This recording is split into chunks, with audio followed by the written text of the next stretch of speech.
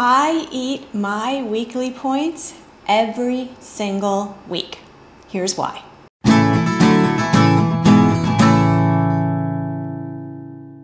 Hi everyone, welcome back. My name is Manya and I have maintained a 20-pound weight loss for over 2.5 years. And I lost all of that weight with Weight Watchers. Today I want to talk to you about the weekly points that WW gives you and why I want to encourage you to eat them. Now, I love Weight Watchers because of its simplicity. The more healthy and natural foods that I eat, the more I maximize my daily points by leaning into 0-point foods. You see, I'm a volume eater.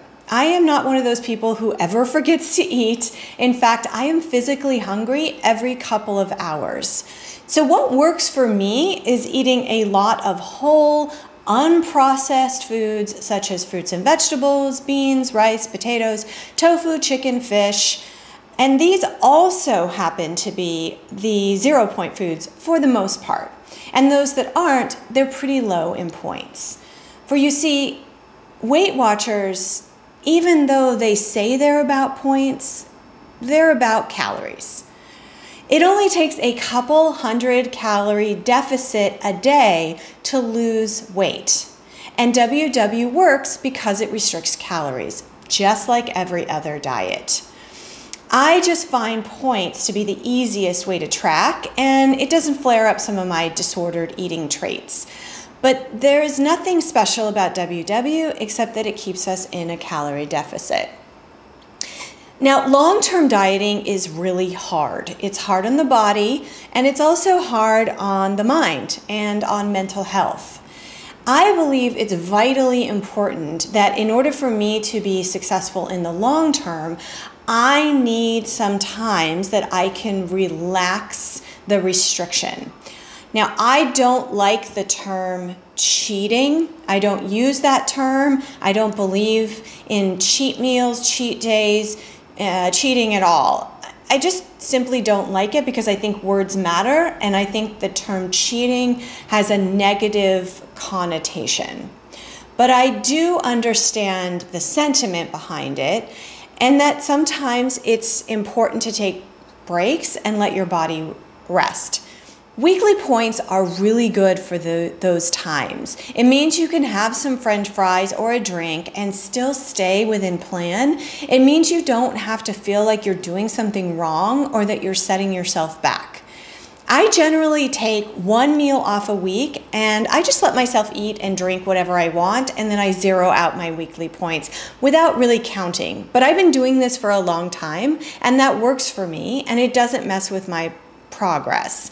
One meal, I promise you, is never going to make or break your journey. Now, if you're new to WW, I recommend that you count those meals that you're taking off. You count every bite, you count every drink, because you probably don't really have the rhythm of WW down yet. When you've been doing it as long as I have, I understand when I've gone off the rails and when I'm just taking a break. Now, the other way that you can use your weekly points, rather than using them all at once, the way I do, is you can spread them out throughout the week. So let's say that the way you like to eat, you're kind of pushing the limit of your points every day, and you want that ice cream at night, or you want that special thing every day. That's what helps keep you on track. I totally get that. I think it's really important to have rituals, to have things that fuel us emotionally, that keep us going. And so you could divide your weekly points up into daily extra points and still be at a calorie deficit and still lose weight over the course of the week. One of the best things that WW says in their marketing is that no food is off limits. And that's true.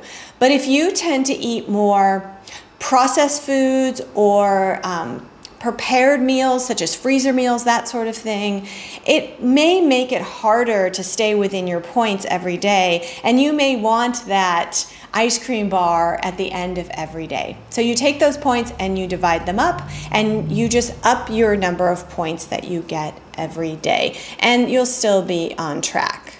I want to remind you that WW's formula is keeping you as an individual at a calorie deficit based on your gender, your height, and your weight, and then some of those extra settings like whether you are breastfeeding or you have diabetes. The weekly points do not put you over your calories for the week. They are literally there to be used, and if you do not use them, you may be restricting your intake more than you should. Eating too many calories is bad for you, but eating too few calories is also bad for you. It may work to help you lose weight for a time, but it's not healthy and it's not good for long-term health. And I assure you, it is unsustainable. Torturing yourself is not the way to long-term weight loss and long-term health. I get the impulse. You ate too much over the holidays and now you want to drop yourself down to very little food so you can lose that weight.